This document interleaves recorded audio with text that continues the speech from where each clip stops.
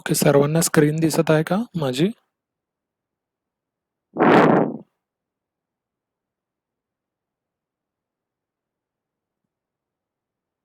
Okay, screen दिसत आहे.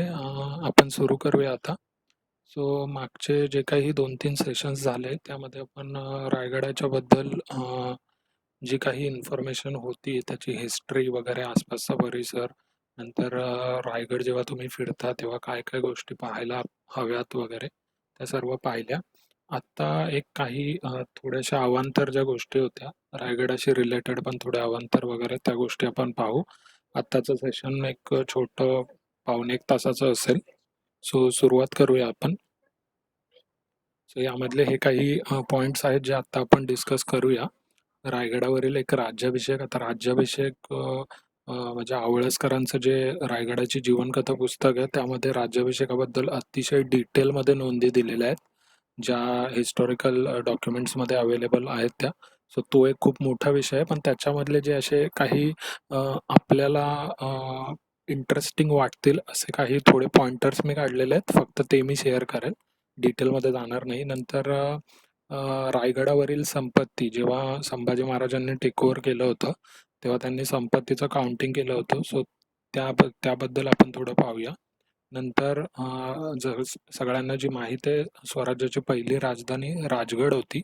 Almost 25 वर्ष शिवाजी महाराज राजगडावर राहत होते.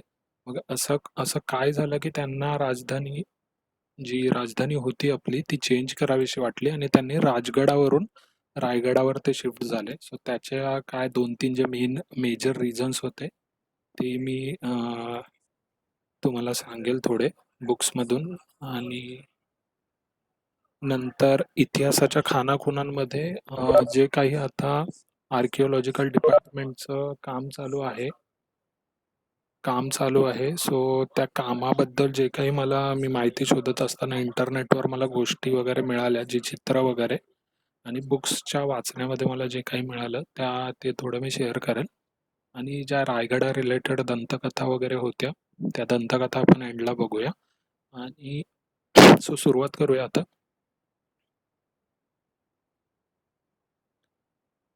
राज्याभिषेकाबद्दल सर्वांना हे माहीतच आहे की राज्याभिषेक झाला होता शिवाजी महाराजांचा, आणि सर्वांना अशी आयडिया आहे गागाभट्टांनी केलेलं वगैरे, हे सर्वांना माहीत आहे.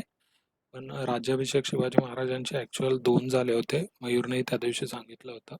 तो पहिला राज्याभिषेक हा जो आपण सगळे आता ते फॉलो करतो 6 जून 1674 साली, जो गागाभट्टांनी वेदोक्त पद्धतीने केला होता. आणि नंतर 24 सप्टेंबर 1674 साली पुन्हा एक दुसरा तांत्रिक पद्धतीने पुन्हा शिवाजी महाराजांचा एक दुसरा एका दिवसाचा राज्याभिषेक झाला होता. सो त्याबद्दल काही नोंदी आहेत त्या मी तुम्हाला आता सांगत आहे राज्याभिषेकाच्या रिलेटेड. सो मला 1 मिनिट द्या.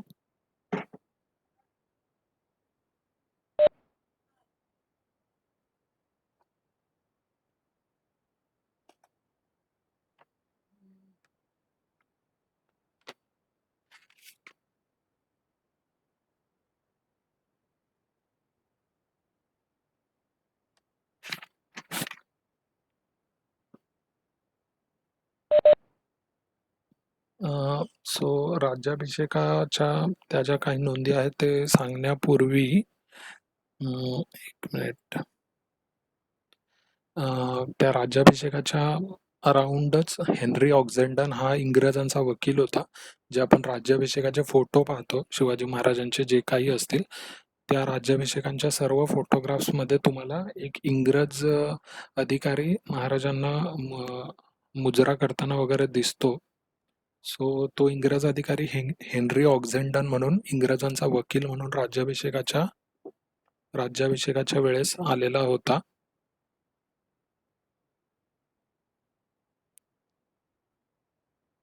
ही एक राज्याभिषेकाचे खूप चांगले चांगले फोटोज अवेलेबल आहेत नेटवर. जे आपण पोश्चरबद्दल सगळं बोललो तर त्या पोश्चरमध्ये असलेली म्हणजे तुम्ही जर राज्याभिषेकाचे सगळे फोटोज पाहिले त्यावर जी ती चुकीची पोश्चर आहे त्या पोश्चरनेच सगळे फोटोज आहेत, म्हणून मी हा फोटो घेतलाय. तुम्ही पण राज्याभिषेकाचा कोणताही फोटो बघितला तर त्यावर एक इंग्रज अधिकारी दिसतो आणि तो इंग्रज अधिकारी हेनरी ऑक्झेंडन होता, जो इंग्रजांचा वकील होता. इंग्रज तेव्हा नुकतेच आलेले आणि त्यांची राजापूर वगैरे तिकडे वखार होती आणि त्या राजापूरच्या वखारीवर त्यांची काही जहाजं वगैरे मराठ्यांनी हस्तगत वगैरे केली होती. सो त्याचा मोबदला आम्हाला मिळावा असं इंग्रजांचं मत होतं आणि त्याच्या वाटाघाटी करण्यासाठी ऑक्झेंडन हा राज्याभिषेकाच्या आधीही शिवाजी महाराजांना भेटायला एकदा आला होता. सो त्याच्या काही खूप महत्त्वाच्या नोंदी आहेत त्याने डायरीमध्ये मेंटेन वगैरे केलेल्या. त्यातून शिवाजी महाराजांबद्दल आपल्याला खूप सारी माहिती वगैरे कळते. सो त्या रिलेटेड ज्या काही थोडेफार नोंदी आहेत त्या मी आता तुम्हाला सांगत आहे. तर हा हेनरी ऑक्झेंडन ऑफकोर्स याला मराठी लँग्वेज किंवा त्यावेळेस जी लँग्वेज आपल्याकडे चालू होती ती ऑफकोर्स याला येत नव्हती, म्हणून याच्यासोबत दुभाषी होता. दुभाषी म्हणजे ट्रान्सलेटर.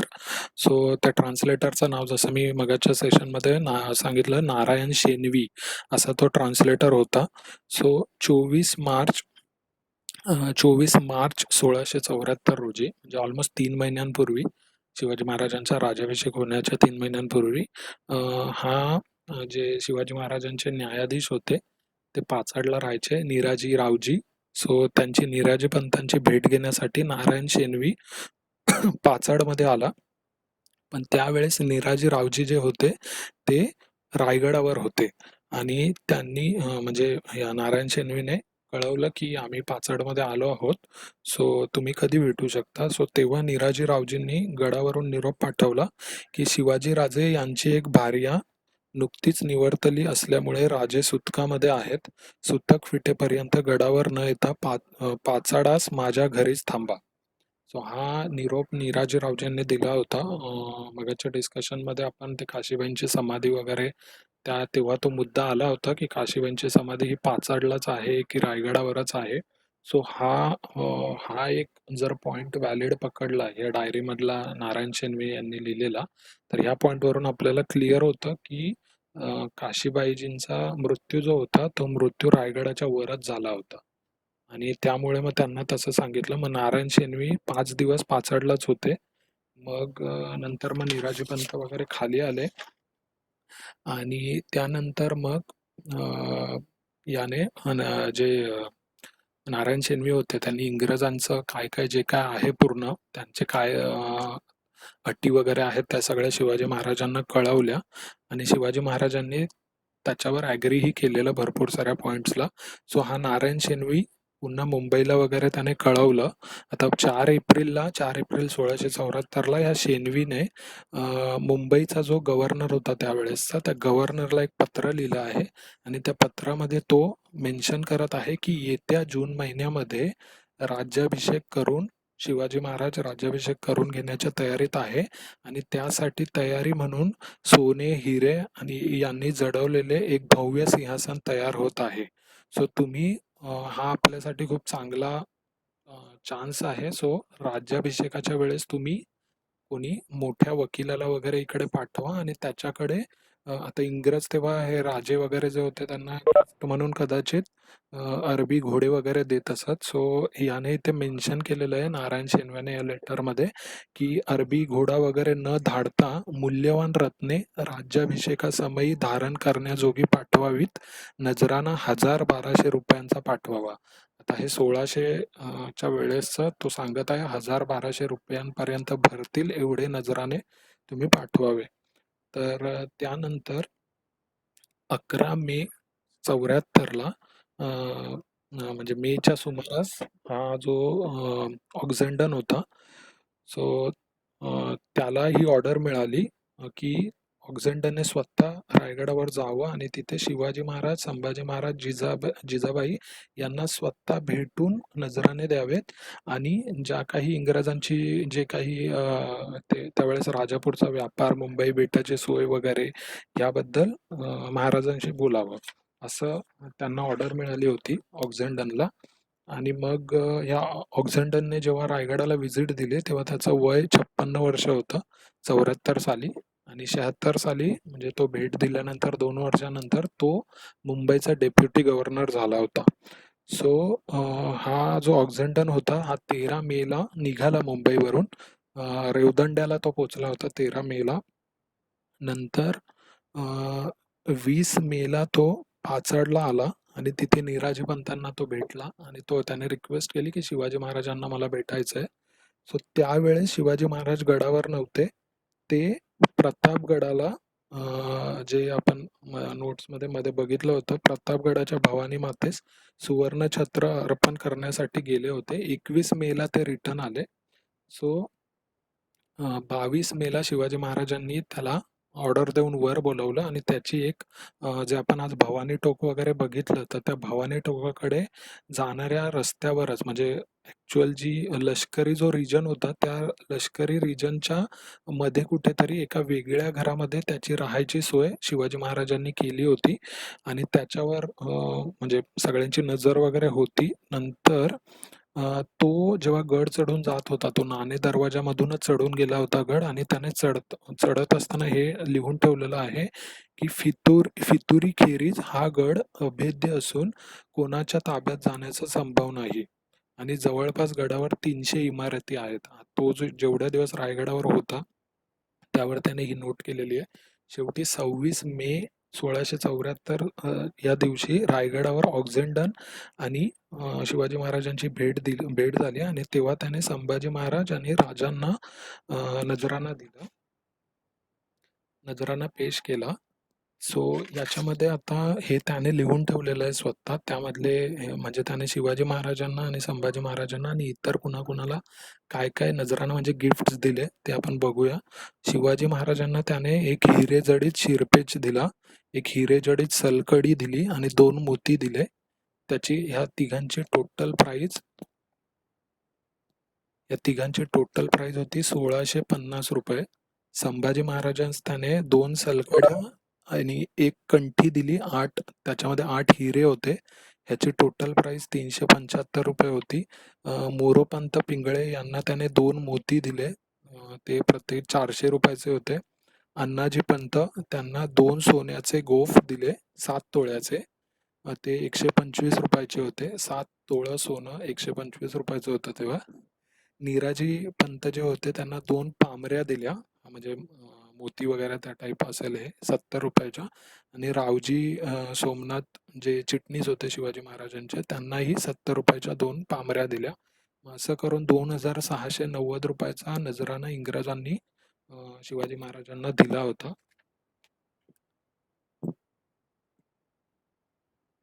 सो मिनिट हा.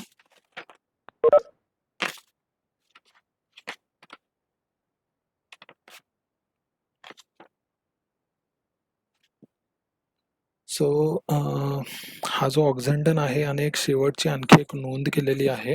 त्या नोंदीनुसार तो असं म्हणतो म्हणजे तो जिथे राहत होता तर तिथे त्याने असं लिहून ठेवलेलं आहे की जेवण जे असायचं ते जे जेवण होतं रायगडावरचं वगैरे तर त्याने असं लिहून ठेवलंय रायगडावरचे लोक हे भात आणि डाळ असं मिक्स करून खातात आणि त्यावर भरपूर लोणी घेतात म्हणजे जे आपण आज वरण भात खातो आणि त्यावर तूप घेतो. सो त्याने असं लिहून ठेवलंय की हे इकडचे लोक फक्त म्हणजे यांचं मेजॉरिटी खाणं वरण आणि भात आहे आणि त्यावर ते लोणी घेतात आणि लोण्यामुळे चरबी वाढते असं त्याने लिहून ठेवलंय. आणि हे हे खाणं त्याला पसंत येत नव्हतं. ऑफकोर्स त्याचं ते डाएट वगैरे त्यांचं वेगळंच असणार. सो ही गोष्ट शिवाजी महाराजांना कळाली आणि मग शिवाजी महाराजांनी खास गावातला पाचाड गावामधला एक जो खाटीक होता त्याला खास सांगून त्या ऑक्झेंडन आणि त्याच्यासोबत आणखी 2 जण होते. सो असे हे जे 3 इंग्रज अधिकारी होते त्यांच्यासाठी बोकडाचे मांस गडावर आणण्याची शिवाजी महाराजांनी ऑर्डर दिली त्या तिघांसाठी.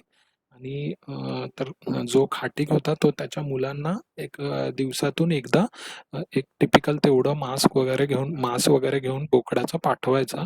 सो तिघे खायला एवढे म्हणजे यांना मांस एवढं खात होते त्यांचा आहार तेवढा होता. त्यांना एका दिवसाला अर्धा बोकड मांस लागायचा.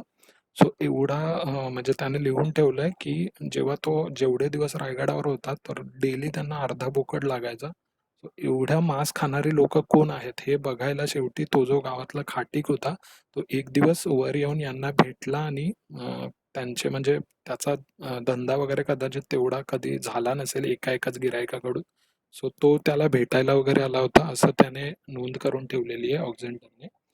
सो ह्या ऑक्झेंडनच्या काही नोंदी होत्या. आता मी राज्याभिषेकाच्या वेळेस जो काही दानधर्म वगैरे झालेला त्याच्याबद्दल थोडंसं सांगतोय तुम्हाला.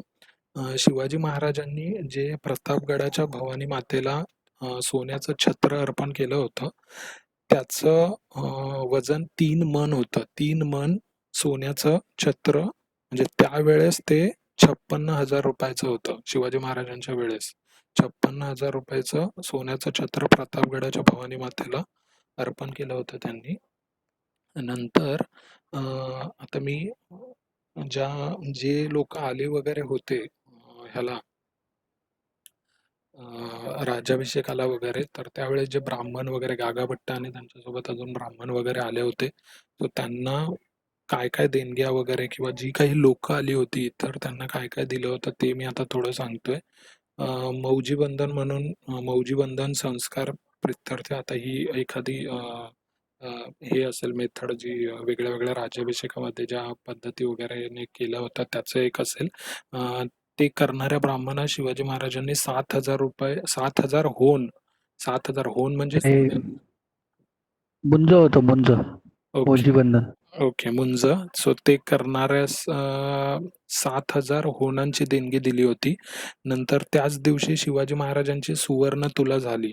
सुवर्ण तुला झाली म्हणजे त्यांचं वजन मोजलं गेलं सोन्याच्या याच्यामध्ये आणि त्यांचं वजन शिवाजी महाराजांचं वजन 16,000 होन भरलं म्हणजे 16,000 सोन्याची नाणी एवढं त्यांचं वजन भरलं. त्यामध्ये आणखी 1,00,000 सोन्याची नाणी म्हणजे होन एवढे भरले म्हणजे 1,16,000 एवढी नाणी. ओके. सॉरी मी जरा रॉंग वाचलं. ओके हां 16,000 बरोबर आहे. त्यामध्ये 1,00,000 ॲडिशन करून टोटल 1,16,000 होऊन हे राज्याभिषेकाच्या आदल्या दिवशी म्हणजे ज्या आधीपासून प्रोसिजर चालू होत्या ते 1,16,000 होऊन त्यांनी त्या आदल्या दिवसांमध्येच पुन्हा दान करून टाकले.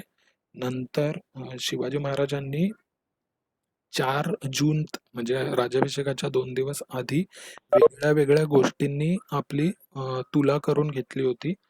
सो जशी सोन्याने तुला झाली तशीच 4 जूनला चांदीने तांब्याने जस्त जस्त कथील शिसे लोखंड ताग कापूर मीठ खिळे जायफळ जायपत्री मसाले लोणी साखर सर्व प्रकारची फळे खाद्ये ताडी नानाविध वस्तूंच्या तुला करून त्या सर्वांचा धर्म करून टाकला म्हणजे या सर्व गोष्टींची तुला केली आणि तुलेमध्ये जे काही झालंय ते सगळं दान केलं. त्यामध्ये असं दिलेलं आहे. नंतर 4 जूनलाच त्यांच्याकडून जर काही पाप वगैरे झाले असतील ऑफकोर्स ही प्रोसिजर असेल सो त्याच्या प्रित्यर्थ त्यांनी आणखी 1,600 रुपये होन 1,600 होनांचं दान केलं होतं. सो हे त्यांचं जे काही दान वगैरे झालं होतं त्याबद्दल आहे. आणखी पुढे काही नोंदी आहेत थोड्या. 6 जून तारखेला सकाळी पहाटे 5 वाजता शिवाजी महाराज सिंहासनावर आरोहण झाले होते आणि तेव्हा शिवाजी महाराजांना शिवराय हे सर्व लोकांनी टायटल दिले. त्यावेळेस जेव्हा शिवाजी महाराज सिंहासनावर बसले तेव्हा त्यानंतर म्हणजे ही सकाळी 5 वाजायच्या सुमारास प्रोसिजर आहे ती. त्यावेळेस जे मुख्य प्रधान जे होते मोरोपंत पेशवे त्यांनी मुजरा करून शिवाजी महाराजांच्यावर 8,000 होन राजांच्या शिरावर ओतले म्हणजे सोन्याने त्यांना आंघोळ घातली अशा प्रकारचा 8,000 होन त्यांनी शिरावर ओतले. नंतर निळाजी पंडित यांनी 7,000 होन ओतले आणि आणखी 2 प्रधान अष्टप्रधानांमधल्या 2 प्रधानांनी प्रत्येकी 5,000 होनांनी शिवाजी महाराजांना सुवर्णस्थान घातले. नंतर हं. जे जे मुख्य पुरोहित होते राज्याभिषेकाच्या वेळेसचे, म्हणजे प्रभाकर भट्ट, त्यांना 5,000 होन तेव्हा शिवाजी महाराजांनी देणगी म्हणून दिली. नंतर 2,000 होनांचे वर्षासन करून दिले. आणि हा जो 6 जून तारखेचा प्रसंग होता राज्याभिषेकाचा, त्या दिवशी शिवाजी महाराजांनी 2 लाख होन दान केलेले आहेत, अशी नोंद आहे. आणि ह्या उत्सवाकरिता रायगडावर जवळपास 20,000 ब्राह्मण हजर होते. असं 20,000 ब्राह्मण आणि अंमलदार हजर होते, अशी एक नोंद आहे इथे.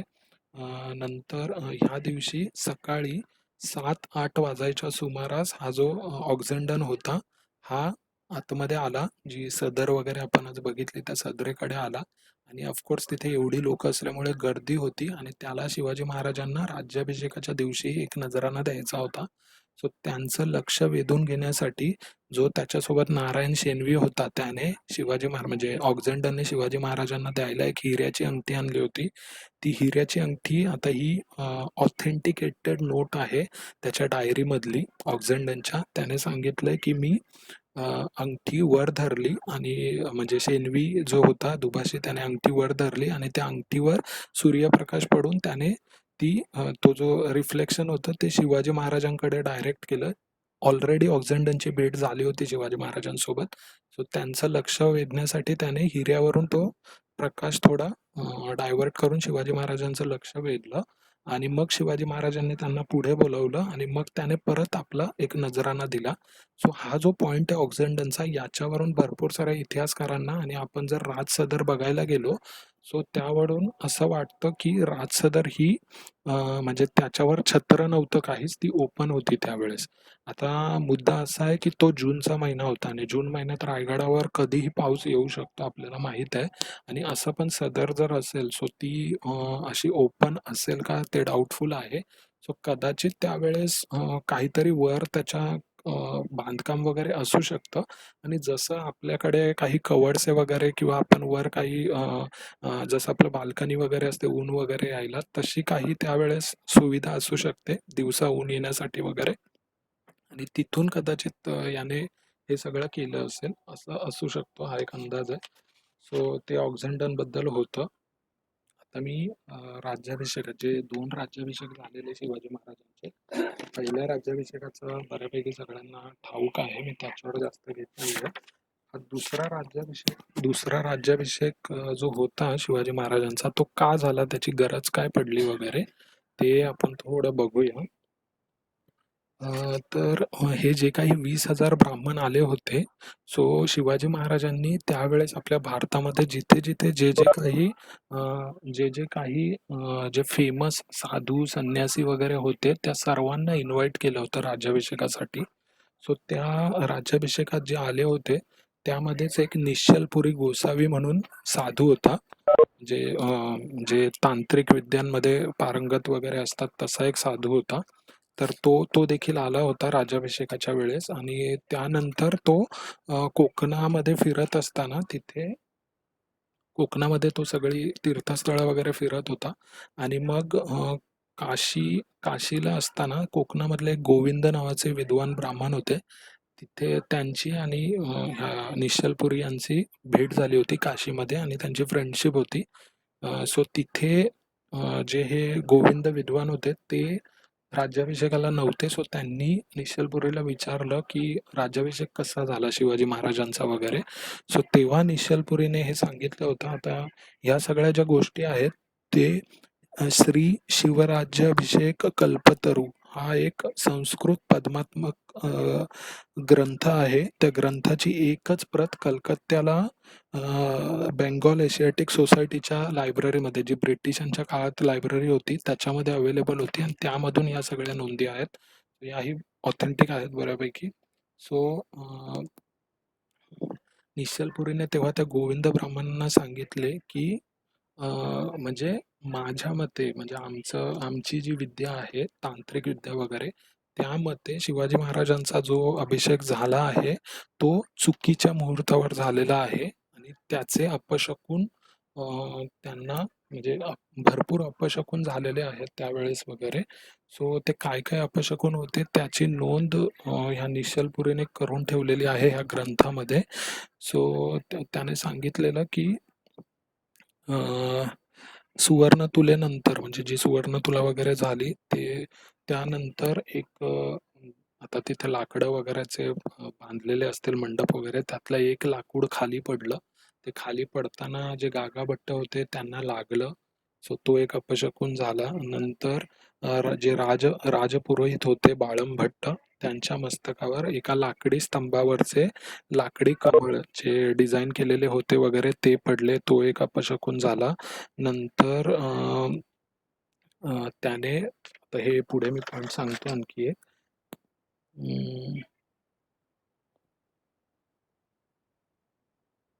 हां, त्याने आणखी एक अपशकुन लिहून ठेवलेलं आहे, की राज्याभिषेक सुरू झाल्यावर दुसऱ्या दिवशी आकाशामध्ये एक उल्का पडली आणि त्या उल्केपासून काही अशुभ घडू नये म्हणून निश्चलपुरीने असं लिहिलंय, की मग मी माझ्या मांत्रिक विद्येचा वापर करून त्या उल्केपासून काही आणखी अशुभ घडू नये म्हणून मंत्रोच्चारण वगैरे केलं होतं. असं तो त्या गोविंद जे ब्राह्मण होते त्यांना सांगताना सांगत आहे. नंतर पुढे त्याचं असं मत होतं, की जे मांत्रिक युद्धेनुसार जसं बळी वगैरे देणं जरुरी असतं, ते बळी वगैरे दिले नव्हते. ऑफकोर्स तो इमॅजिन तुम्ही करू शकता वेदोक्त पद्धतीमध्ये बळी वगैरे देणं हे अलाउड नसेल वगैरे. पण ह्याच्यामध्ये तांत्रिक विद्येनुसार बळी वगैरे द्यायला पाहिजे होते. ते दिले नव्हते. त्यामुळे या सगळ्या गोष्टी अशुभ होत होत्या. अजून त्याने अपशकुन काय-काय सांगितलं ते बघा. जेव्हा सिंहासन रोहनाचा विधी चालू होता तेव्हा संभाजीच्या मस्तकावर म्हणजे संभाजी महाराजांनी जो काही मुकुट वगैरे घातला असेल, ओके श्री असं बोलत आहे पण जे हा जो निश्चलपुरी आहे त्याने जे लिहिलेलं आहे त्याने असं लिहिलंय की जी गागाभट्टांनी प्रोसिजर केली होती त्यामध्ये बळी वगैरे कुठेच दिले नव्हते, त्यामुळे हे अपशकुन होत होते. संभाजी महाराजांच्या जे मस्तकावरून 2 मोती ओघळून खाली पडले. नंतर जेव्हा हे आपण सगळ्यांना माहित आहे, राज्याभिषेकाच्या वेळेस धनुष्य शिवाजी महाराजांनी घेतला होता आणि त्याची प्रत्यंचा ओढत असताना शिवाजी महाराजांच्या बोटातली अंगठी गळून पडली होती, पण ती त्यांना परत मिळाली. सो आता हे सगळं झाले, हे सगळे अपशकुन झाले वगैरे आणि मग राज्याभिषेक समारंभ झाला. मग झाल्यानंतर शिवाजी महाराज जेव्हा त्यांच्या वाड्यात गेले तेव्हा निश्चलपुरीने त्याचा एक शिष्य होता, त्या शिष्याला शिष्याकडे निरोप पाठवला शिवाजी महाराजांकडे.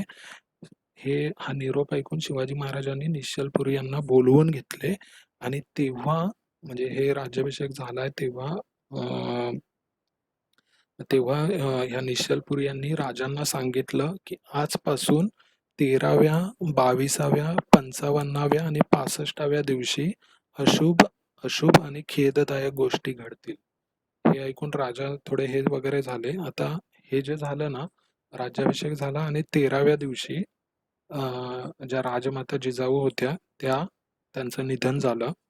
त्यांचं निधन झालं त्यानंतर 13व्या दिवसानंतर म्हणजे त्याचा पुढचा 22वा जो दिवस होता त्या 22व्या दिवशी रायगडावर जे हत्ती होते त्याच्यामधला एक हत्ती मरण पावला आणि आणखी काही असे अपशकुन झाले जे त्याने सांगितलेले तसे. हे जे 2-3 प्रकार झाले त्यानंतर शिवाजी महाराजांनी निश्चलपुरी यांना बोलवून घेतलं आणि त्याच्यावर तुमचा काय उपाय वगैरे असेल ते विचारलं आणि मग त्यावर त्याने हे सांगितलं की जो आधी राज्याभिषेक झालेला तो तांत्रिक पद्धतीच्या नुसार चुकीच्या वेळेस झाला होता. सो त्याचं म्हणणं आणि बाकीचं मग ती लोकांमध्ये कुजबूज वाढायला लागली की असं असं व्हायला लागलं, अपशकुन व्हायला लागलेत.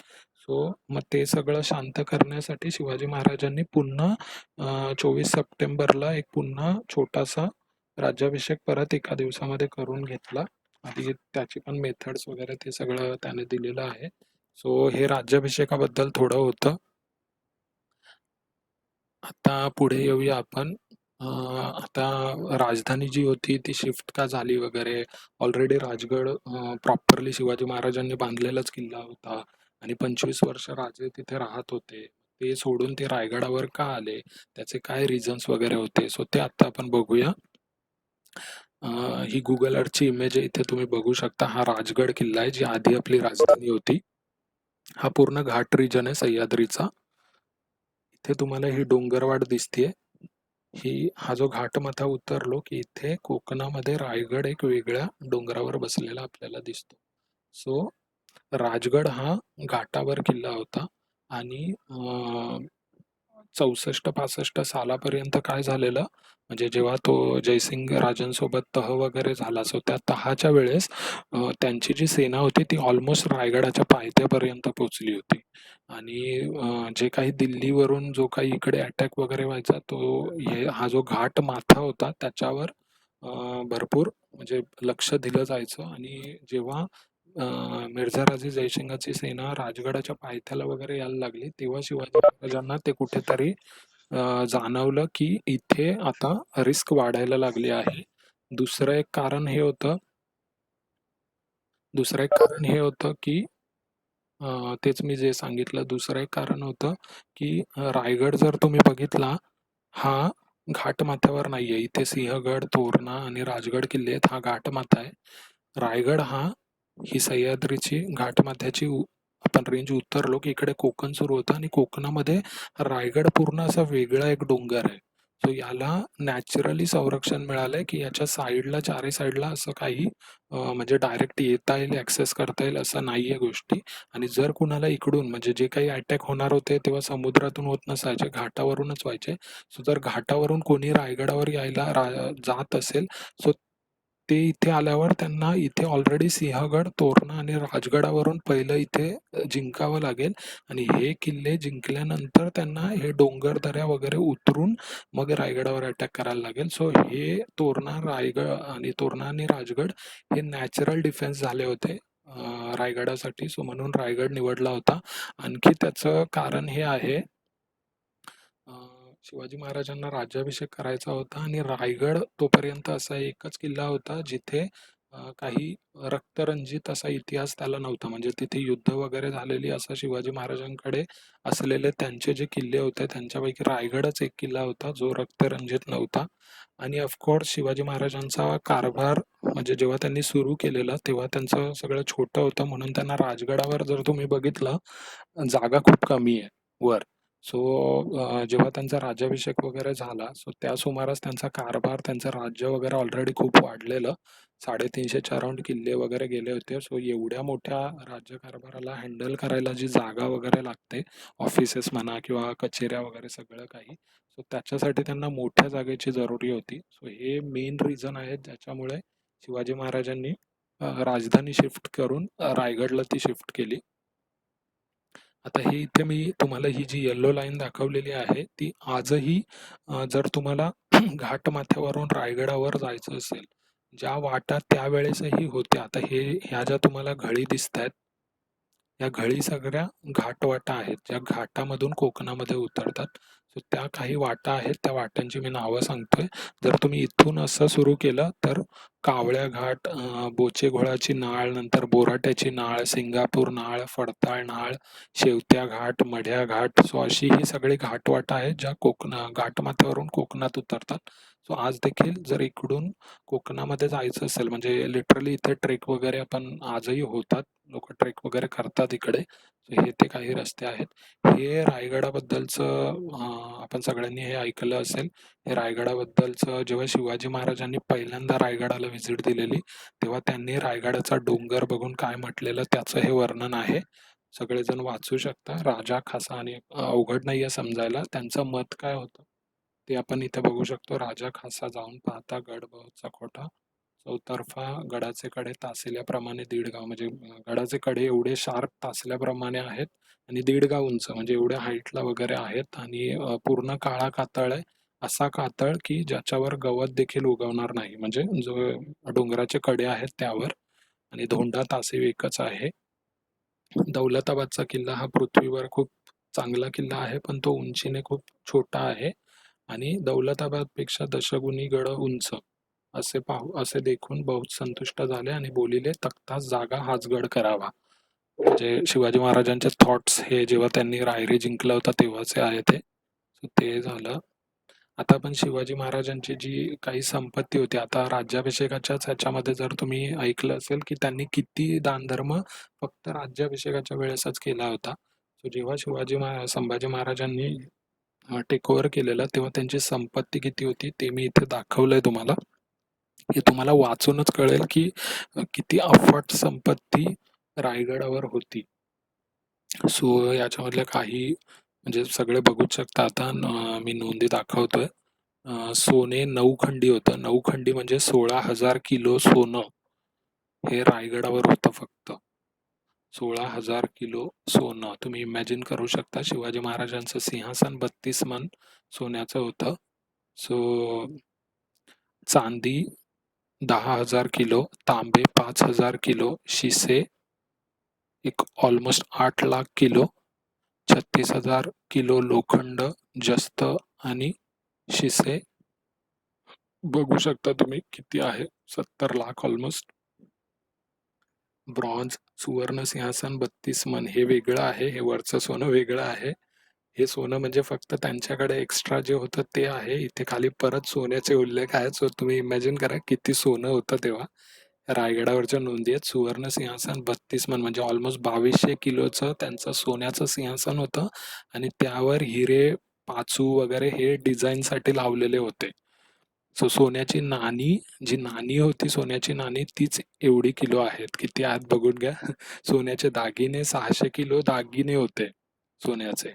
5,000 तोळे म्हणजे मानक, नंतर मोती, हिरे, रोकड. आता रोकड म्हणजे हे पण सोन्याचे होन. 5 लाख होन म्हणजे 1,750 किलो सोनं. हे रोकड म्हणजे कॅश होती. 5 लाख होन कॅश होती. इतर किल्ल्यांवर म्हणजे जे महाराजांकडे दुसरे किल्ले होते त्या किल्ल्यांवर 10,000 किलो सोनं होतं. नंतर अधिकारी जे होते त्यांच्याकडे किती होतं तर त्यांच्याकडे 1,000 किलो सोनं सगळ्या अधिकाऱ्यांकडे मिळून होतं. आता धान्य कोठारामधलं जे सामान आपण धान्य कोठारा बघत होतो त्यामध्ये काय काय होतं ते बघून घ्या. भात 30,000 किलो राईस होता. तेल 1,20,000 किलो तेल होतं. सैंधव, नंतर जिरे, गोपीचंदन, गंधक, कापड. आता कापड पण होती. हा कोणी बोलतंय का? ओके. कापड पण बघून घ्या. पांढरं कापड 1,40,000 मीटर, हलकं कापड आणि बुऱ्हाणपुरी कापड हे तेव्हा काही ऑफकोर्स चांगलं हे वगैरे असेल 36,000 मीटर. पैठणी 4,000 तागे 72,000 मीटर आणि इतर कापड 36 लाख मीटर. त्याचप्रमाणे मसाल्याचे पदार्थ, सुगंधी पदार्थ, धान्य, डाळी, साखर आणि आणखी कितीतरी वस्तू मोठ्या प्रमाणात होत्या.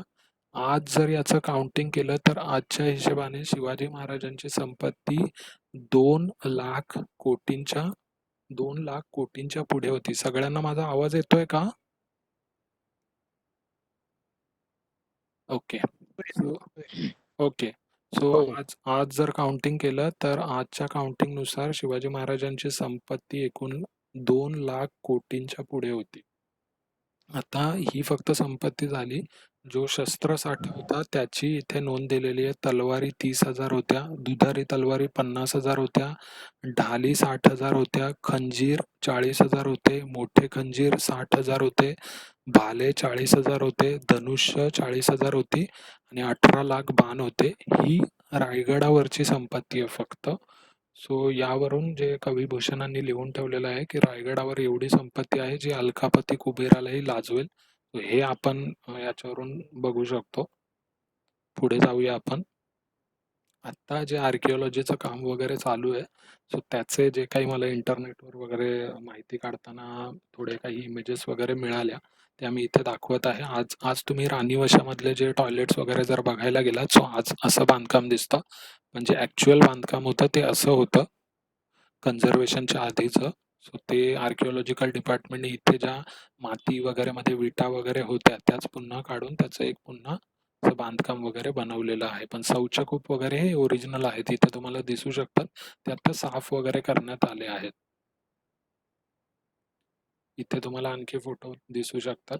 पूर्वी कसं होतं. सो त्यांनी हे भिंतीचा जो शेप आहे विटांचा वगैरे त्याचा अंदाज घेऊन, ऑफकोर्स जे आर्किओलॉजीमध्ये एक्सपर्ट आहेत त्यांना माहीत असेल की एखादी गोष्ट रिनोव्हेट किंवा कन्झर्व करताना पुनर्बांधणी त्याची कशी करावी. सो त्या तत्वांनुसारच त्यांनी हे मध्ये लाकडी खांबांना जागा वगैरे ज्या सोडलेल्या आपल्याला दिसतात, सो ते त्यांनी स्टडी करूनच केलं असेल.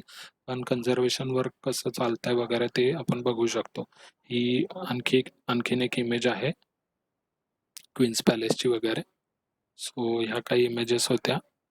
हे आजही आपण जर रायगडाच्या परिसरात जिथे जास्त कोणी जात नाही तिकडे जर गेलो, कानाकोपऱ्यांमध्ये जर एकदम आतपर्यंत वगैरे फिरलो, तर आजपर्यंत देखील तोफांचे तुटलेले गोळे वगैरे किंवा तुटलेले कप्चे वगैरे हे आजही रायगडावर मिळू शकतात. सो ही जी इमेज आहे ही 2 वर्षांपूर्वी दोन ट्रेकर होते. ते वाघ दरवाजा उतरून गेले होते. वाघ दरवाजामधूनही खूप जण ट्रेक वगैरे करून उतरतात. सो ते उतरताना त्यांना मधल्या एका घळीमध्ये हा एक पूर्ण तोफेचा गोळा लोखंडी आणि हे 2 तुकडे असे त्यांना मिळाले होते. सो त्यांच्या इकडचा हा फोटो आहे. तोफेचे गोळे कसे असायचे ते आपण पाहू शकतो.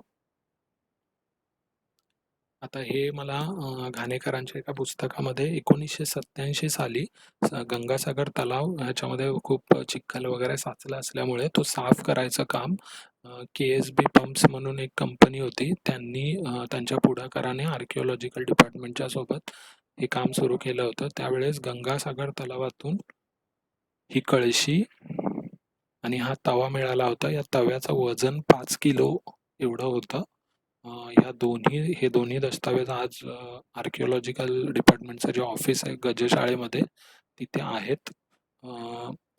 तेव्हा त्यांना हे कोटब म्हणून असं मिळालेलं. कोकणामधल्या भरपूर साऱ्या ठिकाणी त्यावेळेस झाडाच्या खोडामधून डायरेक्ट असं कोरून असं एक कोडबं म्हणजे बादली टाईप भांडं बनवलं जायचं आणि त्याने पाणी काढलं जायचं. सो हे पाणी काढायचं भांडं होतं गंगासागरातून वगैरे. सो हे खाली चिखलामध्ये रुतून भेटलेलं त्यांना मिळालं.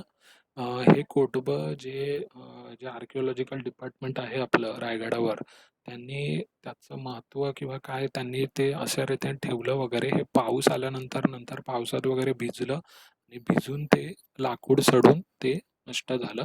सेम प्रकारे ही जी होडीचा एक अवशेष आहे, एकाच लाकडामधून तासून बनवलेली एक होडी अशी तुटक्या स्वरूपात चिखलात उलटी रुतलेली त्यांना मिळाली पाहायला.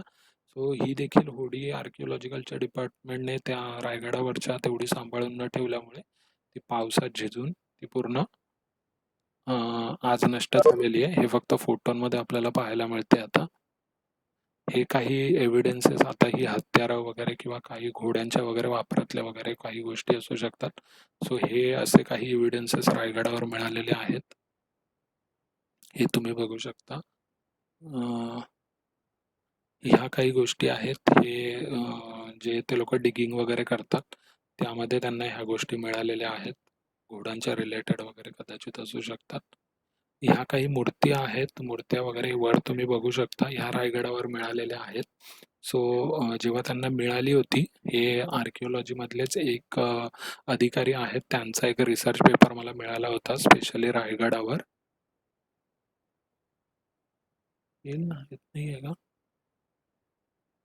दिसतेय सगळ्यांना? इमेज लेट जातीये का? असं काय आहे का?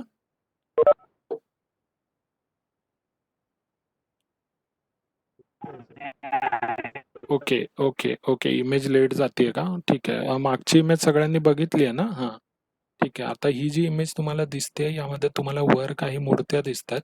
सो जर डाव्या साईडचं तुम्ही पाहिलं, सो जेव्हा मातीमधून त्यांनी उत्खनन केलं त्या उत्खननामध्ये त्यांना ह्या स्वरूपामधली मूर्ती मिळाली होती रायगडावर. हे जे तुम्ही 2 बघू शकता. आणि मग आर्किओलॉजिकल ते म्हणजे त्यांचे इव्हिडन्सेस पुन्हा पूर्ववत करण्यासाठी वगैरे त्यांच्या काही टेक्निक वगैरे असतात. त्या टेक्निक वगैरे वापरून त्यांनी पुन्हा त्या मूर्त्या अशा स्वरूपामध्ये कन्झर्व केलेल्या आहेत. हे आणखी एक भांडं तांब्याचं हे रायगडावर उत्खननामध्ये मिळालेलं आहे. आणि हे जे तुम्हाला दिसतंय याच्याबद्दल एक खूप स्पेशल उल्लेख आहे. हे हे जे तुम्हाला एखादं ताट किंवा ताटाचा जो हा भाग किंवा हे काय असेल एक्झॅक्टली आपण सांगू नाही शकत. पण हे एखादं भांडं वगैरे असावं आणि हे पोर्सेलिनचं बनवलेलं आहे. आणि पोर्सेलिन तुम्हाला माहित आहे की हे पोर्सेलिन ह्याचा म्हणजे चिनी मातीचा जो आपण बेस बोलतो, हे चीनमधून म्हणजे सुरुवात झालेलं भांडं आहे. आणि चीनमधल्या भांड्याचा रायगडावर असणं म्हणजे याच्यावरून काही इतिहासकारांचं असं म्हणणं आहे की शिवाजी महाराजांची कीर्ती ही फक्त भारतातच नाही, भारताच्याही बाहेर जे राजे वगैरे होते, कारण त्यावेळेस व्यापार ऑफकोर्स चालायचा आणि त्यामुळे त्यांना माहिती वगैरे असेल, सो ती बाहेरही होती आणि तिकडच्या म्हणजे नॉर्थ ईस्ट म्हणा किंवा मग चीन वगैरे तिकडच्या एखाद्या राजाने वगैरे त्यावेळेस शिवाजी महाराजांना हे दिलं असेल. त्यामुळे पोर्सेलिनची गोष्ट, कारण आपल्याकडे त्यावेळेस पोर्सेलिन नावाचा प्रकार नव्हता जो आज आपण पाहतो. सो ही गोष्ट रायगडावर मिळणे म्हणजे कदाचित तिकडच्या एखाद्या राजाने शिवाजी महाराजांना हे गिफ्ट वगैरे म्हणा हे दिलं असेल आणि त्याच्यावरून ही एक गोष्ट कळते की शिवाजी महाराजांची कीर्ती आपण म्हणू शकतो ती फक्त भारतामध्ये नव्हती, ती भारताच्या बाहेरही पोचलेली होती. आणखी एका ठिकाणी एका पुस्तकामध्ये उल्लेख आहे, जे पुस्तकाचे ऑथर होते त्यांनी एकदा आर्किओलॉजिकल जे अधिकारी होते, पुरातत्व खात्याचे जे रायगडावर काम करत होते, त्यांना याबद्दल विचारलं होतं. सो त्यांनी सांगितलेलं एका घराचं उत्खनन करताना आम्हाला त्या घराच्या एका ठिकाणी पूर्ण घोड्याचा साज म्हणजे पूर्ण घोडा सजवताना ज्या काही गोष्टी त्याला हे करतात तो पूर्ण साज एकाच ठिकाणी मिळाला होता. नंतर एका घरामध्ये त्यांना उत्खनन करताना दगडी जो उंबरठा हे होता, त्याच्यावर जळालेला पूर्ण लाकडाचा उंबरठा त्यांना मिळाला होता. म्हणजे तो जळाला होता आणि त्या पूर्ण मातीमध्ये गाडला गेल्यामुळे तो तसाच कोळसा होऊन राहिला होता. सो तो त्यांना मिळालेला. अजून एका घरामध्ये उत्खनन करताना त्यांना ताटामध्ये भात होता. तो भात ताटासकट तो भात, त्या भाताचे अवशेष ते मातीखाली दबून गेलेले वगैरे त्यांना मिळाले होते. आणि एका घरामध्ये त्यांना चुलीवरती एका पातेल्यामध्ये भात शिजत घातला होता आणि तो पूर्ण ती म्हणजे चुलीवरचं भांडं आणि त्या भांड्यामध्ये भाताचे अवशेष असं त्यांना उत्खननामध्ये मिळालं होतं. ह्या काही गोष्टी आहेत, पण त्याचे फोटोज किंवा ते त्याची एक्झॅक्ट लोकेशन वगैरे काय होती ही ह्याबद्दल मात्र काही कळू शकलं नाही. सो ह्या काही त्या उत्खननामध्ये मिळालेल्या गोष्टी आहेत. आता आपण गोष्टींकडे येऊया, ज्या दंतकथा वगैरे आहेत त्याकडे. दुपारच्या सेशनमध्ये जसा अमोलने प्रश्न विचारला होता की जर तुम्ही बाजारपेठ लक्ष देऊन पाहिली असेल, सो तिथे मध्यावरच अशी एक सापाची तुम्हाला मध्ये लावलेली एक शिल्प दिसतं. तर त्या शिल्पाबद्दल दोन स्टोऱ्या आहेत. मी पहिली जी अ, अमोल रेफरन्स देत होता त्या रिलेटेड मला एक स्टोरी मिळाली. आणखी एक मला दुसरी पण स्टोरी ऐकायला मिळाली. मी दोन्ही स्टोरी तुम्हाला सांगतो. अ, असं ह्या स्टोरीमध्ये लिहिलेलं आहे की इकडे ऑफकोर्स जे आज म्हणतात बाजारपेठ होती, त्या बाजारपेठमध्ये एक श्रीमंत व्यापाराचं दुकान होतं आणि रायगडाच्या पायथ्याला रायगडवाडीमध्येही त्याच्या त्याच्या मालकीची एक बाग होती. सो त्या श्रीमंत व्यापाराचं नाव होतं नागशेठ आणि त्या नागशेठाचीच रायगडवाडीमध्ये त्या नागशेठाचीच रायगडवाडीमध्ये बाग होती. त्या बागेला नाग्या बाग बोललं जायचं आणि तो जेव्हा वारला तेव्हा त्याच्या स्मरणार्थ त्याच्या दुकानासमोर 4-5 हात लांब आणि 1 हात रुंद अशा पाषाणावर एका नागाचे चित्र कोरण्यात आले. सो अशी एक गोष्ट आहे. त्यानंतर दुसरी एक गोष्ट आहे ह्या रिलेटेड. अशी एक गोष्ट आहे. आता एक दुसरी गोष्ट आहे, जी मला दुसऱ्या एका रेफरन्स बुकमध्ये वाचायला मिळाली. ती मी आता वाचून सांगतो. ती अशी आहे. 1 मिनिट हां.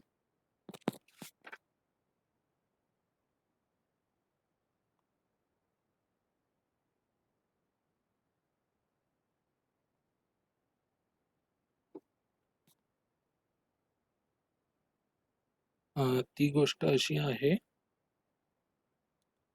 बाबाजी नाईक पुंडे म्हणून एक सावकार होते. आणि बाबाजी नाईक पुंडे म्हणून एक सावकार होते आणि जेव्हा हे बाजारपेठेचं वगैरे काम सुरू झालं, तेव्हा ते जे पुंडे म्हणून सावकार होते, ते शिवाजी महाराजांच्या ओळखीतले वगैरे होते. त्यांच्या घराण्याला ते श्रीगोंदा इथे राहणारे होते आणि त्यांचा परंपरागत सावकार हा म्हणजे सावकारी हा त्यांचा पेशा होता. सो त्यांना हे बाजारपेठेचं लीडर म्हणजे तिथलं सगळं हँडल वगैरे करायला शिवाजी महाराजांनी सांगितलं वगैरे. आणि त्यांचे जे आजोबा होते त्या आजोबांचं नाव होतं शेषोबा शेषाबा. आणि त्यांचे जे आजोबा होते त्या आजोबांचं नाव होतं शेषाबा नाईक. सो बाबाजी नाईक यांनी आपले जे आजोबा आहेत त्यांचे ऋण लक्षात घेऊन 7व्या आणि 8व्या दुकानाच्या मधल्या शिळेवर शेषाबाची स्मृती म्हणून शेषनाग कोरवून घेतला, अशी एक नोंद आपल्याला इथे मिळते दुसऱ्या एका पुस्तकामध्ये. सो अशा एक 2 नोंदी आहेत.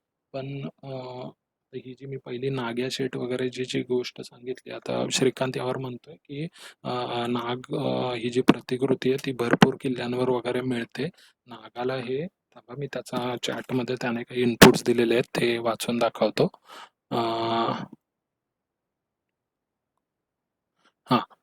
श्रीकांत असं म्हणत आहे की मुळात संस्कृती ही निसर्गपूजक असल्याने नागाचे शिल्प बऱ्याच ठिकाणी आढळते.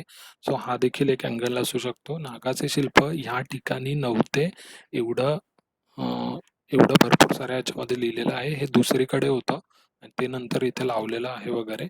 आता ही जी नाग्या शेठची गोष्ट ज्या पुस्तकामध्ये आहे त्याच पुस्तकातल्या ऑथर पुढे सांगत आहेत त्या गोष्टीचं आणखी थोडं म्हणजे क्लारिफिकेशन ते देतात बाजारपेठेबद्दल.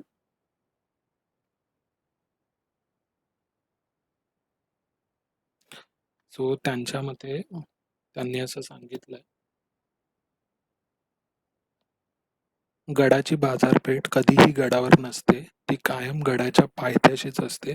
याची अनेक उदाहरणे देता येतील, जसे की कोंढाण्याची कोंढणपूर, पुरंदरची नारायणपूर, तिकोण्याची पेठ तिकोना, रोहिड्याची बाजारवाडी, तसेच रायगडची पाचाड, असं त्यांचं म्हणणं आहे. यामागचे मुख्य कारण म्हणजे गडावर जर बाजारपेठ केली तर व्यापारी मालाची ने-आण करताना शत्रू आपली माणसं गडात घुसवण्याची दाट शक्यता होती. शिवाजी महाराजांसारखा जाणता राजा अशी जोखीम पत्करायला तयार होता आणि तीही रायगड सारख्या राजधानीच्या गडाबद्दल तयार होता असे मुळीच वाटत नाही. तेव्हा फितुरीचा धोका लक्षात घेऊन गडकऱ्यांना लागणाऱ्या वस्तूंच्या खरेदीसाठी गडाच्या पायथ्याला बाजारपेठ वसवली जाई. सो आणखी त्यांनी सांगितले की जे इथे बोललं जातं की घोड्यावर बसून शॉपिंग केली जायची.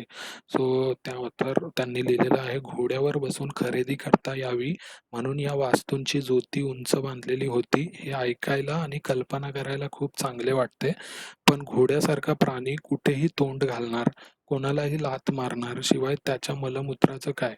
शेवटी काही केले तरी प्राणीच. आणि त्याचसोबत जी दुकानं असणार त्यामध्ये वाणी सामान, कापड चोपड, दागदागिने, भाजीपाला यासारख्या गोष्टी असणार.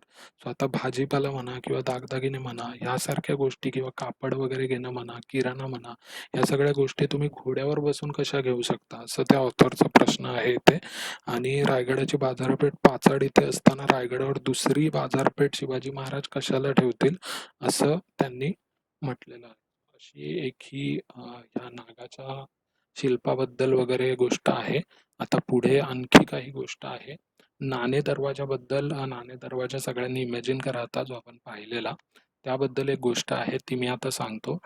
नाणे दरवाजा एक्सप्लेन करताना मी तुम्हाला त्याचं नाव नाणे दरवाजा का पडलं हे सांगायला विसरलो. तुम्ही जर पाहिलं असेल तर मेनली रायगडाला 2 दरवाजे आहेत. पहिला आहे महादरवाजा आणि त्याच्या खाली जो येण्या जाण्याचा रस्ता होता त्यामध्ये दुसरा दरवाजा पडतो, तो नाणे दरवाजा. सो महादरवाजा हा मोठा दरवाजा आणि नाणे दरवाजा हा छोटा दरवाजा. सो कुणबी जी भाषा आहे त्याच्यामध्ये असे उल्लेख आहेत की लहाना दरवाजाला कुणबी भाषेमध्ये नाना असं म्हणायचं आणि मग त्याच्यावरून नाणे दरवाजा असं त्याचं नाव रूढ झालं. सो हा छोटा दरवाजा म्हणून त्याला नाणे दरवाजा म्हणत. आता या नाणे दरवाजाच्या बाहेर जे आपण पाहिलं की गजशिल्प होतं. सो काही जणांच्या मते आधी तिथे उंटाचं शिल्प होतं. सो आता त्या शिल्पाचा फोटोच अवेलेबल नसल्यामुळे तिथे एक्झॅक्टली काय होतं आपण सांगू नाही शकत. आणि तिथे अशी गोष्ट सांगितली जाते, आता ही दंतकथाच आहे. असं सांगितलं जातं की जेव्हा शिवाजी महाराज आजारी पडले आणि ते शेवटच्या घटका मोजीत होते, त्यावेळेस संभाजी महाराजांना ही गोष्ट कळाली आणि ते पन्हाळगडावरून निघाले एका उंटावर बसून. उंटिनीवर बसून आणि त्या उंटिनीला ते घेऊन घेऊन घेऊन रायगडाच्या खाली आले आणि जेव्हा ते नाणे दरवाजामध्ये पोचले तेव्हाच त्यांना खबर मिळाली की शिवाजी महाराजांचं निधन झालंय. तेव्हा रागामध्ये येऊन त्यांनी आपली तलवार काढली आणि त्या उंटिनीचं शीर उडवलं आणि तिला असं म्हटले की तू आणखी थोडी जर फास्ट चालली असतीस तर मला राजांचं दर्शन करायला मिळालं असतं. सो अशी एक दंतकथा सांगतात. आता ही दंतकथाच आहे कारण इतिहासात सगळ्यांना माहीत आहे शिवाजी महाराजांचा मृत्यू झाल्यानंतर व्हायच्या वेळेस संभाजी महाराज पन्हाळगडावर होते आणि त्यांचा मृत्यू झाल्यावर ऑलमोस्ट 2 सव्वा 2 महिन्यानंतर संभाजी महाराजांना ती न्यूज वगैरे पण लेट दिली गेली होती आणि ते त्यानंतर आले होते. सो संभाजी महाराज ह्या गोष्टीत इन्व्हॉल्व असणं हे पॉसिबल नाही आहे. हां, असं झालं असेल की एखादा दुसरा कोणता एखादा मोठा सरदार वगैरे आला असेल आणि माईट बी ती तसं काही झालं असेल आणि मग त्यावरून ती दंतकथा पडलेली आहे नाणे दरवाजाला आणि मग त्यामुळे तिथे एक उंटिणीचं शिल्प वगैरे होतं असं लोक सांगायचे. त्यानंतर दुसरी दंतकथा आहे छत्री निजामपूर या गावाची.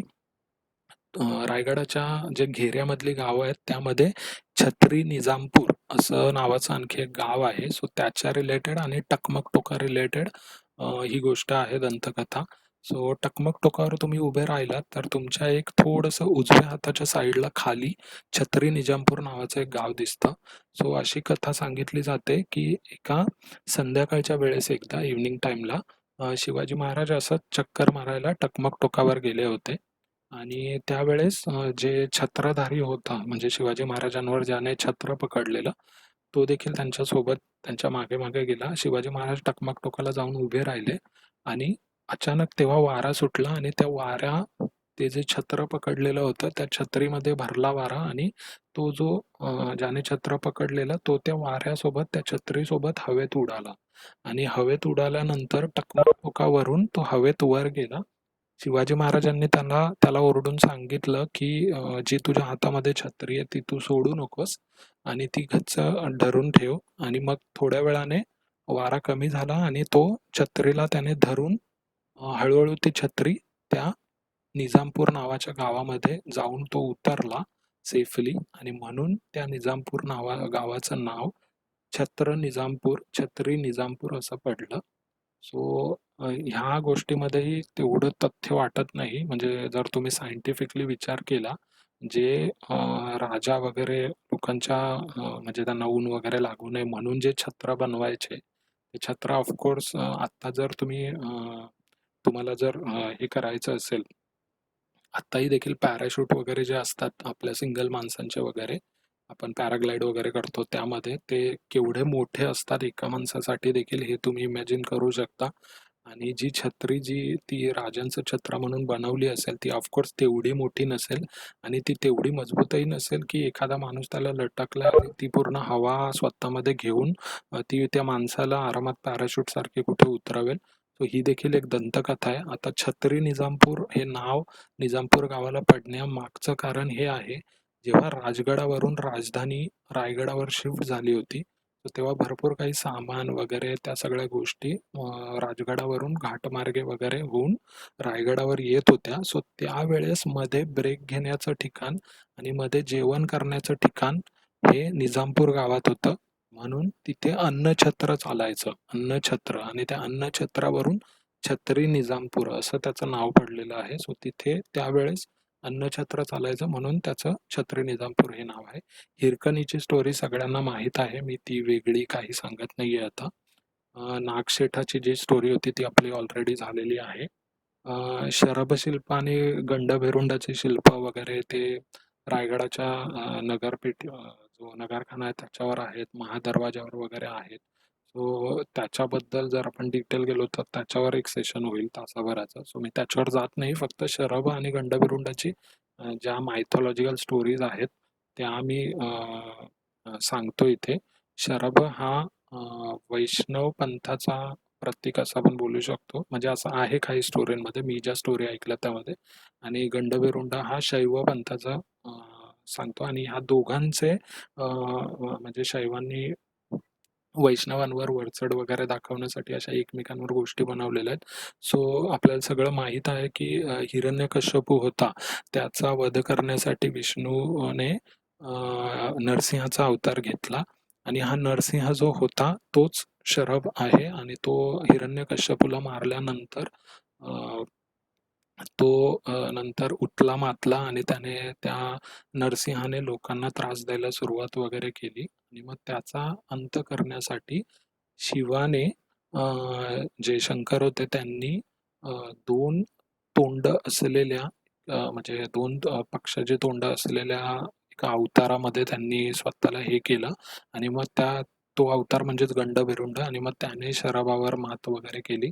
अशा टाईपचं आता हे एका पंथाने दुसऱ्या पंथावर आपलं वरचढ वगैरे दाखवण्यासाठी अशी गोष्ट असू शकते.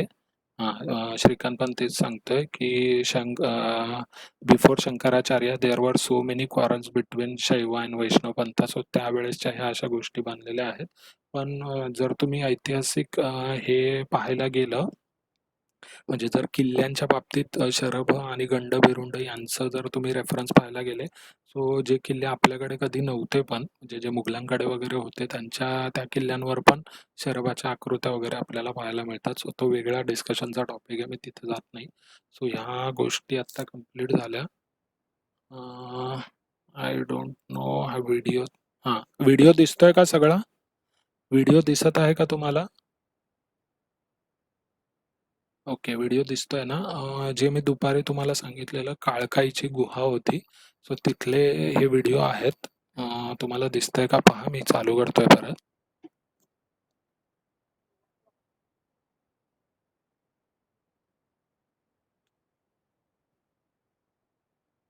ओके, छोटं दिसतंय का? अ, हॉरिझॉन्टल करून स्क्रीन झूम करू शकताय. ओके, थांबा करतो. मोबाईल प्रेस करा, स्क्रीन झूम करू शकतो. Okay, okay. हां. मी मोबाईल नाही, मी लॅपटॉपवर लावलेलं आहे. बरं, थांब. तुम्ही तुम्ही तुमच्याकडनं काय झूम वगैरे होत असेल तर करून बघा. मी सुरू करतोय पुन्हा. मोबाईल आहे ते झूम करू शकतात. झूम केलं की दिसतंय.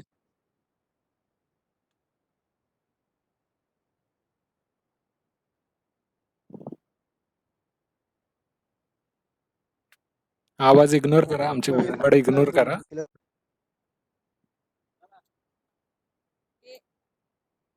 ए मध्ये नको येऊ रे तू. मी डस्टिंग करून आली.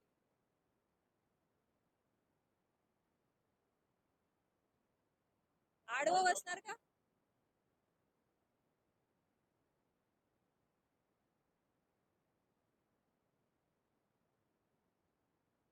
हा पहिला व्हिडिओ झाला. आता एक दुसरा आतमध्ये जाण्याचा एक व्हिडिओ आहे, तो दाखवतो.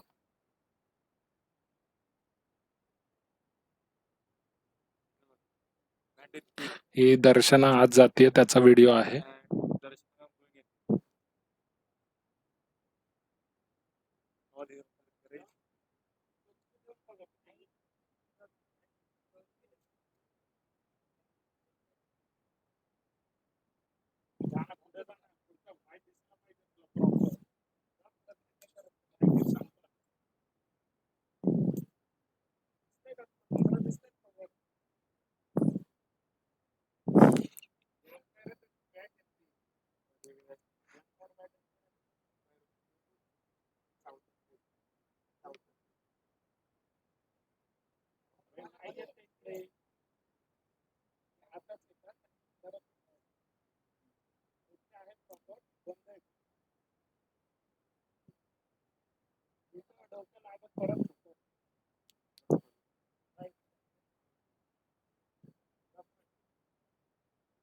सो असे हे 2 व्हिडिओज होते.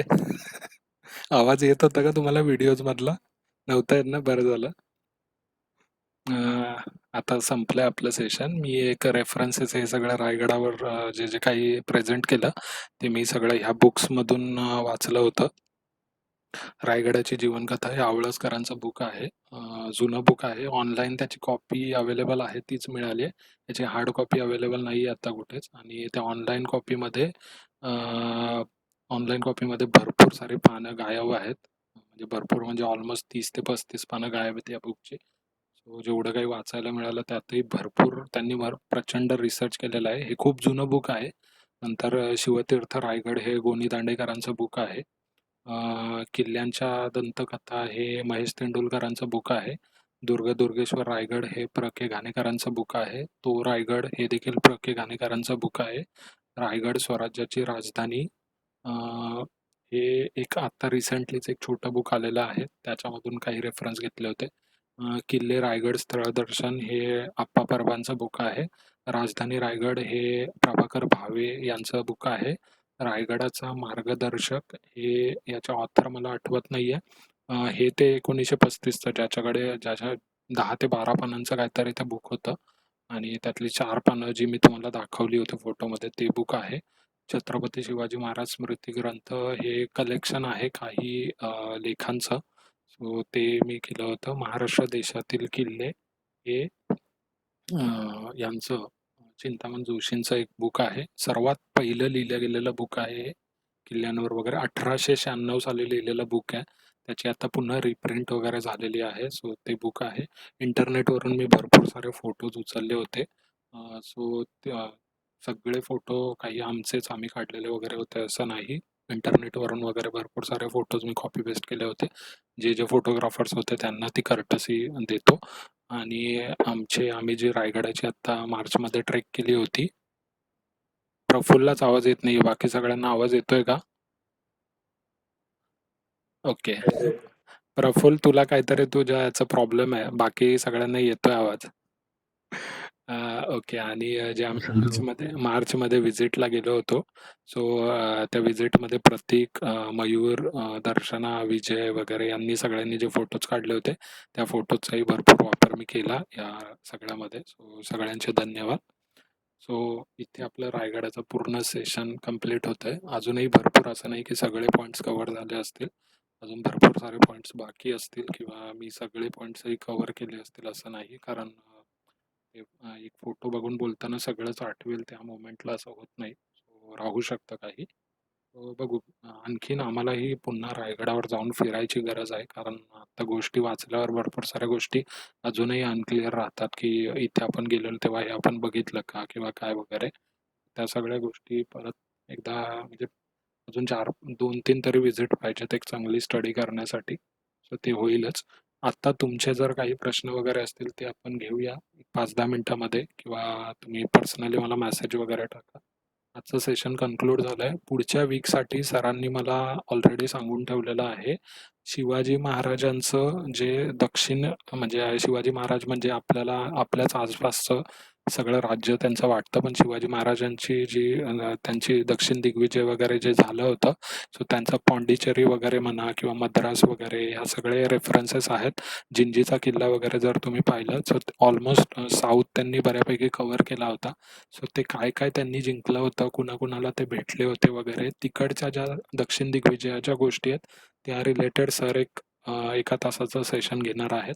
आणखी कोण काय घेत असेल वगैरे त्या गोष्टी कळतील आणि मी तशा कळवेल तुम्हाला. आता कुणाचे काही प्रश्न वगैरे असतील तर ते विचारू शकता.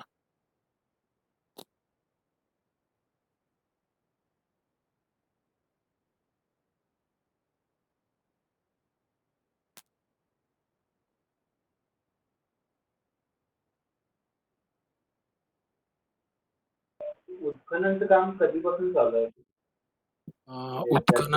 उत्खननाचं काम आहे ना 1970चं जे दशक होतं म्हणजे 1960 नंतर सुरुवात झालेली आहे. पण ते एवढ्या स्पीडली वगैरे होतं असं काही नाहीये. पण जे आम्हाला त्या बाबांनी सांगितलं होतं सो तेव्हा पूर्ण ढीगच्या ढीग वगैरे होते. म्हणजे समाधी सोडली. समाधीचं रिनोव्हेशन वगैरे खूप आधी झालंय. पण बाकी जो भाग होता रायगडावरचा तिथे जास्त कुणाचं लक्ष नव्हतं. सो जो 65च्या अराउंड जो आर्किओलॉजिकचा अधिकारी आला होता त्याने ती सदर वगैरे जी आहे आज आपण बघतो ती सदर वगैरे रिनोव्हेट त्याने करून घेतली. आणि आत्ता म्हणजे आत्ता रिसेंट काही वर्षामध्ये जे प्रॉपर जमिनीखाली गाडले गेलेले. म्हणजे जर तुम्ही आज राजसदर जरी बघितली ना, तरी राजसदर आपण पूर्ण त्याचं काम रिनोव्हेट झालं आहे. तर असं आपण नाही म्हणू शकत. आजही रायगडाच्या प्रत्येक गोष्टीवर खूप चांगल्या रीतीने उत्खनन होणं जरुरी आहे. सो जे आता मी जे वाड्यांचे वगैरे फोटो दाखवले ना, ते आत्ता तुम्ही रायगडावर व्हिजिट केली ना, तर आत्ताही रायगडावर चालू आहेत कामं. म्हणजे एक एरिया ते लोकं सील करतात आणि तिथे पूर्ण उत्खनन कंप्लीट करून घेतात. सो असं आता करंटली पण चालू आहे. सो एक माईट बी हे मागच्या 10-12 वर्षांमध्ये हे सुरू जास्त जोरात झालं असेल आणि ते चांगलं पण आहे. जर रायगडावरच्या प्रत्येक जोतं आणि जोतं उत्खनन केलं, त्यावरून आपल्याला हिस्ट्रीची भरपूर भरपूर काही माहिती मिळू शकते. सो ते काम होतंय ती चांगलीच गोष्ट आहे. श्री मला हे विचारतोय की दंतकथा ज्या आहेत त्या म्हणजे त्यांचं ऐतिहासिक. एक मिनिट मला त्याचा क्वेश्चन बघू द्या.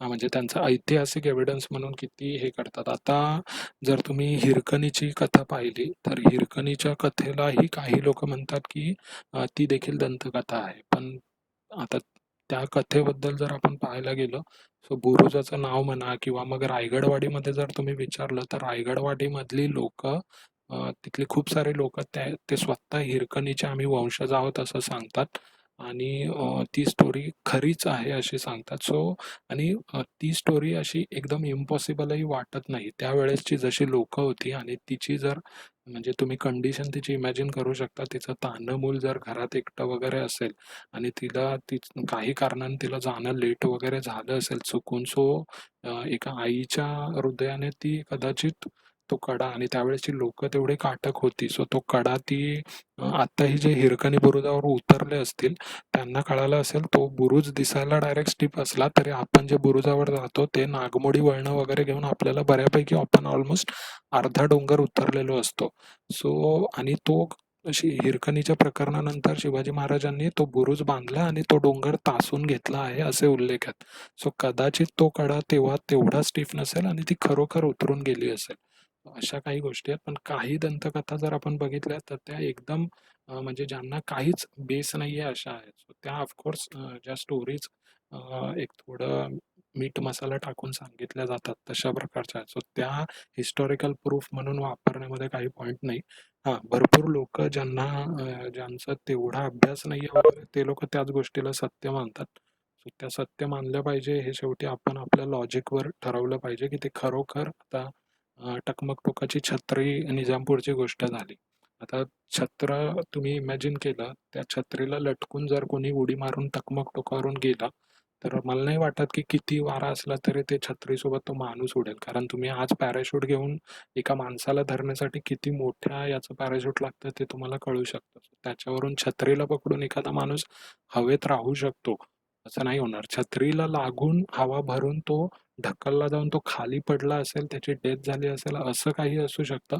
पण तो उडून एवढ्या लांबच्या त्या गावामध्ये जाऊन पडेल, असं थोडं ते इलॉजिकल आहे.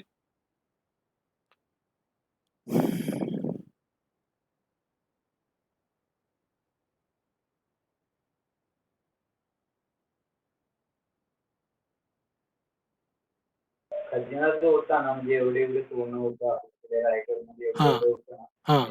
त्याचं काय दस्तावेज कुठून भेटलं म्हणजे हां, असं? त्याचे दस्तावेज अवेलेबल आहेत. मी जे तुम्हाला हे जे बुक सांगितलं ना, आवळसकरांनी लिहिलेलं, तर आवळसकरांचं हे जे बुक आहे ना, ते ऑनलाईन पण अवेलेबल आहे. मी ग्रुपवर वगैरे पण ऑनलाईन कॉपी जी आहे ना त्याच्यामध्ये खूप पानं गायब आहेत. सो त्यामुळे आहे ना काय होतं ते चॅप्टर वाचायला घेतलं ना तुम्ही 1-2 पानं वाचता आणि मग त्याच्या पुढची 10 पानं डायरेक्ट गायब असतात. सो त्यामुळे होतं काय ती लिंक लागत नाहीये.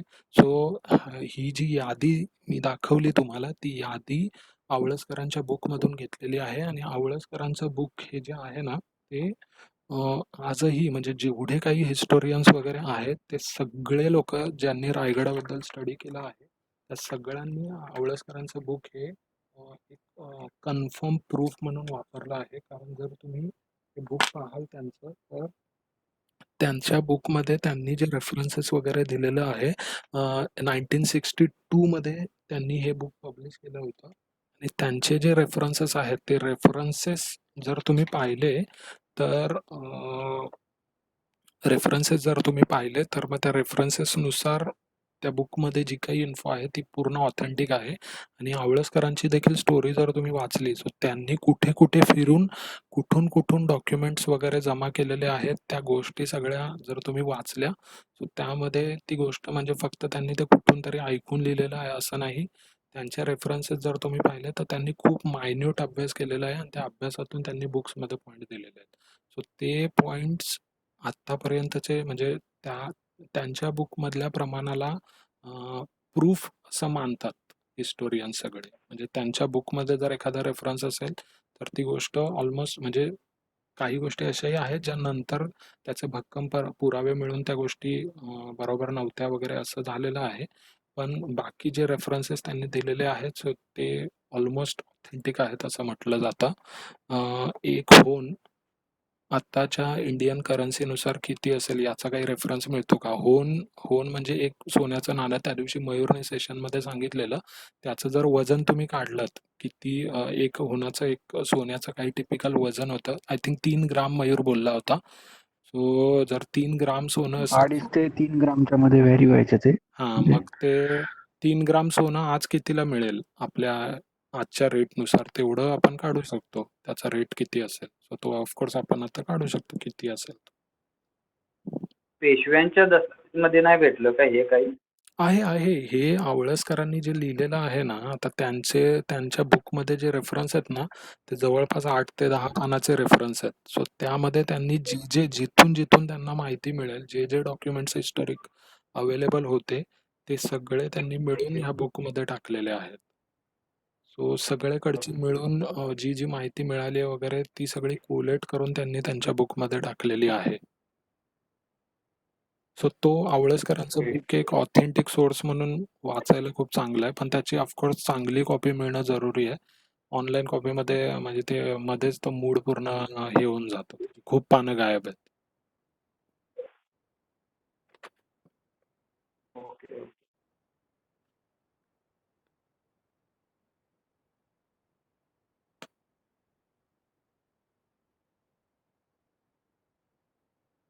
चालेल विनायक, आपण कन्क्लूड करूया. थँक्यू, तू चांगली माहिती कोलेट केलीस. आप्पांच्या सोबतच्या मोहिमेचा पण फायदा झाला तुला, नंतर आपल्या स्टडी टूरचा पण फायदा झाला.